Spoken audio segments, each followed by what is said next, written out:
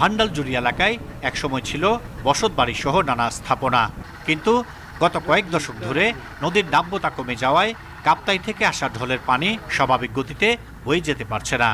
এতে কিছু এলাকায় পানির চাপ বাড়ায় ভেঙে পড়েছে বাড়িঘর। সামনের দিকে যে অনেক দোকানপাট আছে এগুলো নদীর মধ্যে চলে গেছে, আমরা অস্থায়ী হয়ে গেছি, অস্থায়ী হয়ে আমরা পাহাড়ে চলে গেছি। অনেক ঘরবাড়ি বিলীন গেছে, অনেক ফসলের জায়গা চলে গেছে। তবে ভাঙন ঠেকাতে নদী তীরের 12 কিলোমিটার এলাকায় গাইডওয়াল ও কর্ণফুলী নদীর নাব্যতা বাড়াতে খনন কাজ চলছে। নদীর এই অংশের তলদেশে 200 মিটার প্রশস্ত করার পাশাপাশি নদীর গড় গভীরতা 4 মিটারে উন্নীত করা হচ্ছে। এর বাইরে ঝুঁকিতে থাকা আরও 5 কিলোমিটার নদী তীরে প্রতিরক্ষা ব্যবস্থা নেওয়া হচ্ছে বলে জানিয়েছে পানি উন্নয়ন বোর্ড।